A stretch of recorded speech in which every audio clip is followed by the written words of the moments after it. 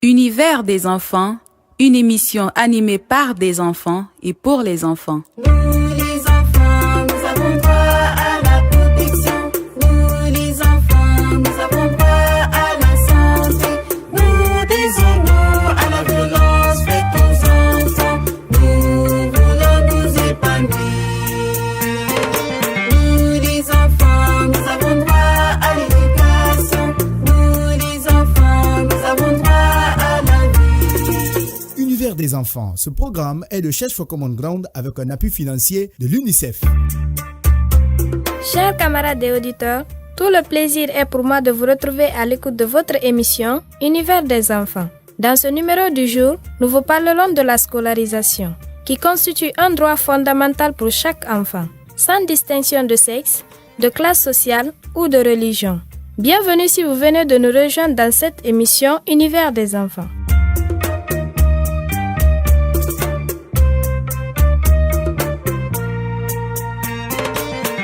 Avec une population d'environ 11 millions d'habitants, la Guinée peine encore à relever beaucoup de défis dans le secteur de l'éducation. En dépit des efforts fournis par les autorités et les partenaires au développement, le taux de scolarisation des enfants est de 44% dans le pays, ce qui signifie que la moitié des personnes ayant entre 6 à 11 ans ne fréquentent pas d'école. Le taux de non-scolarisation est nettement plus élevé chez les filles, avec 47% contre 41% chez les garçons. Une situation que déplorent certains de nos camarades que nous avons rencontrés dans ce micro-trottoir. Suivez. Quand je quitte à l'école ici vers les 14 heures, je rentre à la maison. La plupart des enfants du quartier ne sont pas à l'école. C'est pas leur propre choix de ne pas être à l'école, mais c'est leurs parents qui ont refusé de les inscrire à l'école. Tous les enfants du monde doivent être scolarisés. Un enfant ne peut pas rester à la maison, faire les travaux ménagers, vendre les sachets d'eau, sortir dans la rue pour chercher de l'argent. Ils doivent partir d'abord à l'école, ils doivent être scolarisés pour connaître le bien et le mal. Tous les enfants doivent aller à l'école. Par exemple, si nous prenons 100% des enfants, il y a 50% qui ne sont pas scolarisés et les autres sont scolarisés. Pourquoi? Univers des enfants, une émission animée par des enfants et pour les enfants. L'éducation joue un rôle primordial dans l'épanouissement des enfants.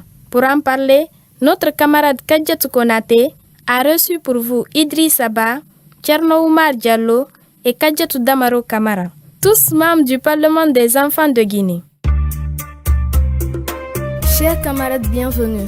Aujourd'hui, nous nous intéressons à la problématique de la scolarisation des enfants. Qu'en pensez-vous, les amis? Je commence par toi, Idrissa. La scolarisation des enfants est devenue un sujet qui préoccupe tout le monde. Et nous remarquons aujourd'hui dans notre pays qu'un grand taux d'enfants n'est pas scolarisé. Donc vraiment, il est très important aujourd'hui d'en parler pour trouver des solutions qu'il faut pour que nos amis qui sont dans la rue, pour que nos amis qui sont dans les maisons viennent à l'école avec nous. Je me tourne aussi vers toi, Damaro. Qu'en penses-tu? Comme ce que vient de dire notre présidente, c'est une chose très très déplorable. De nos jours, nous constatons toujours que les enfants ne vont pas à l'école.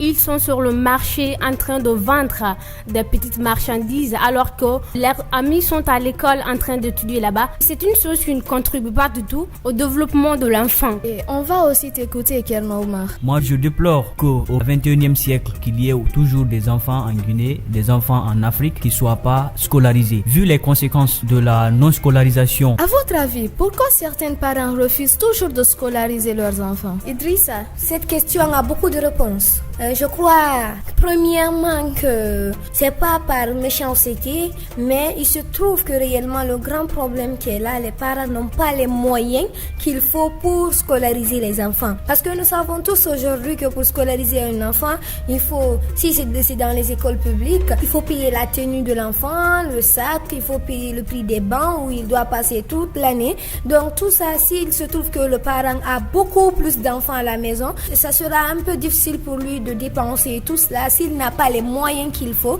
Donc là, il faut signaler le problème de pauvreté. Damaro, je te repose la même question. À ton avis, pourquoi certains parents refusent toujours de scolariser leurs enfants? Je reviens sur la réponse que vient de dire notre présidente. Je suis un peu d'accord, mais pas totalement. Bien sûr que la plupart des enfants enfants ne sont pas à l'école actuellement, c'est à cause de la pauvreté. Mais tu oublies quelque chose. La pauvreté ne peut pas quand même empêcher d'envoyer les enfants à l'école. Parce que tôt ou tard, c'est les enfants qui seront les relèves de leurs parents. Quelque part aussi, je dirais que c'est la méchanceté. Parce que si vous partez dans certaines familles, aujourd'hui, je vous l'ai dit, il y a les parents qui sont franchement très méchants envers les enfants d'autrui. Je vais vous donner un exemple. Moi, j'avais une amie, on faisait la même école, mais elle était dans une famille d'accueil. Sa maman l'a envoyée pour qu'elle reste auprès de sa sœur. Mais pendant l'ouverture, sa sœur là envoie ses enfants à l'école, alors qu'elle reste à la maison en train de faire les travaux ménagères. Elle ne va pas à l'école. Et si elle évoque la situation, on la frappe n'importe comment. Vous voyez un peu? Donc c'est franchement dommage. Bien compris, ma chère Damaro. Et toi, Kernoma, qu'en penses-tu?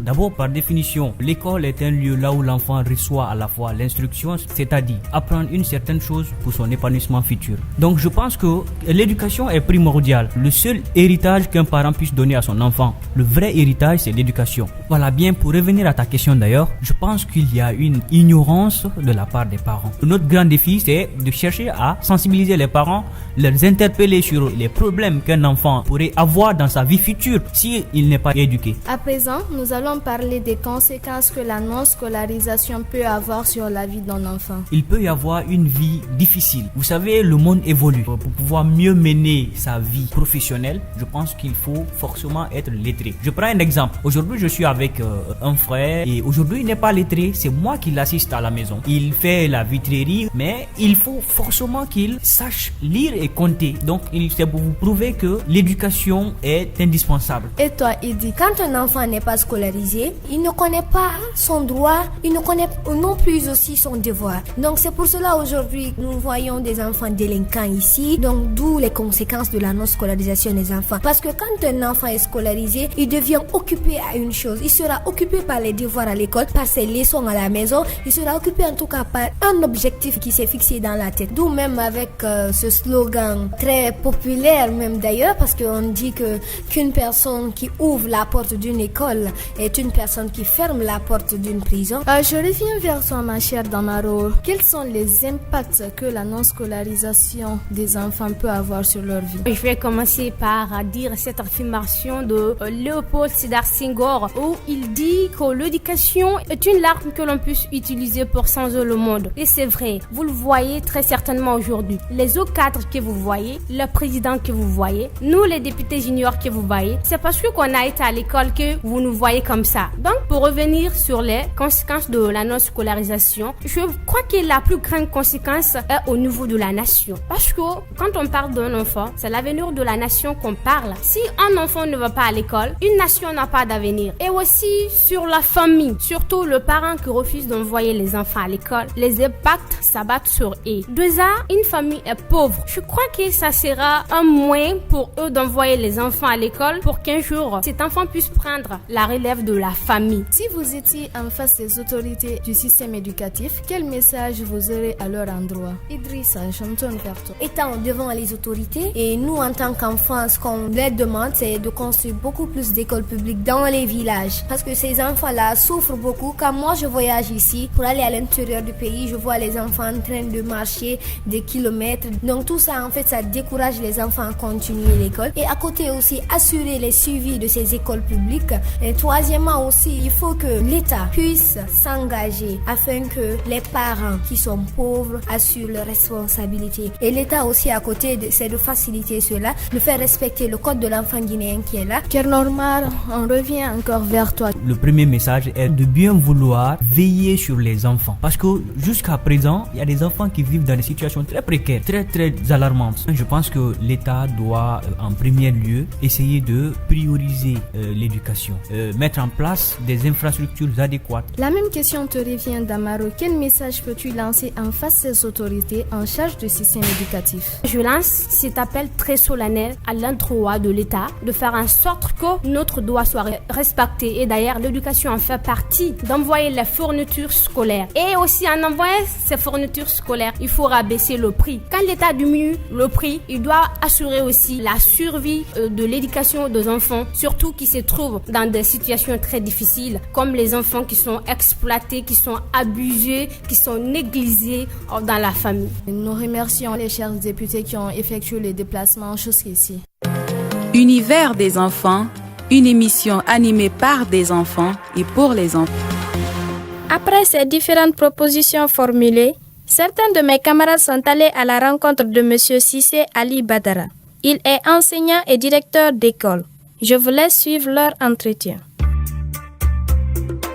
Carlo Mohamed, je fais la 5e année. Monsieur le directeur, merci de nous recevoir. Nous sommes venus échanger avec vous sur un sujet qui nous préoccupe. Il s'agit de la scolarisation des enfants qui reste toujours un défi majeur dans notre pays. Quelle lecture faites-vous donc de cette situation? Il faut retenir que la scolarisation des enfants est un souci majeur qui préoccupe les autorités du système éducatif, car scolariser un enfant est une chose primordiale, indispensable pour l'avenir de notre pays. Et en donnant la chance aux enfants d'avoir accès à l'école, cela pourrait nous aider à avoir beaucoup de bonnes choses pour non seulement ces enfants, mais aussi et surtout pour les parents, mais aussi pour notre pays. Puisque pour comprendre des choses, il faut nécessairement passer par l'école. L'école permet aux enfants d'être édifiés, d'être compétitifs et compétents sur le marché de l'emploi. Bari Fatoumata Sori, à votre avis, pourquoi certains parents refusent de scolariser leurs enfants? Bon,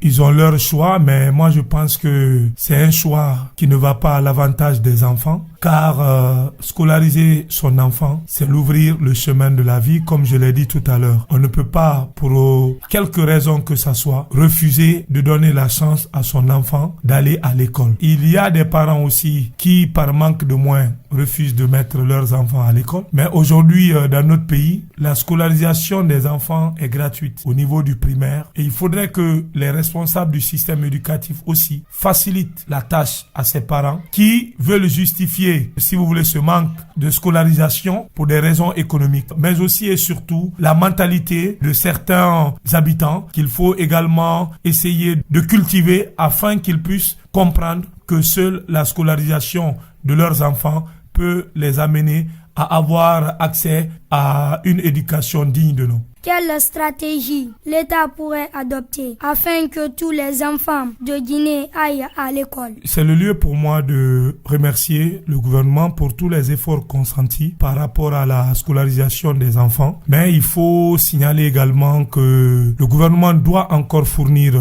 beaucoup d'efforts pour que le taux de scolarisation des enfants soit élevé dans notre pays. Car le taux reste faible. Sensibiliser les populations, surtout dans les zones rurales. Toujours par rapport aux stratégies, il faut avouer que l'État ne peut pas obliger les parents à scolariser leurs enfants. Il ne peut que sensibiliser. Mais l'État peut aussi récupérer les enfants déshérités, les orphelins qui se trouvent le long des rues, pour être vraiment des enfants responsables du demain. Pour finir, monsieur le directeur, on aimerait avoir un engagement de votre part pour nous rassurer que vous allez œuvrer pour que les enfants de Guinée aient accès à une éducation de qualité. Je profite de ce micro pour reprendre un engagement solennel que je me battrai corps et âme pour que les enfants de Guinée puissent avoir accès à l'école, à l'éducation, à la formation. Car l'éducation est le socle de tout développement. Malgré que ça soit une école privée, nous prenons des enfants orphelins, nous garantissons leur formation. Les enfants également qui ont des handicaps comme des trisos, afin qu'on puisse leur donner la chance d'être parmi leurs pairs en essayant de leur donner la chance d'avoir accès à la formation. Merci beaucoup, monsieur le directeur, de nous avoir reçus dans votre établissement.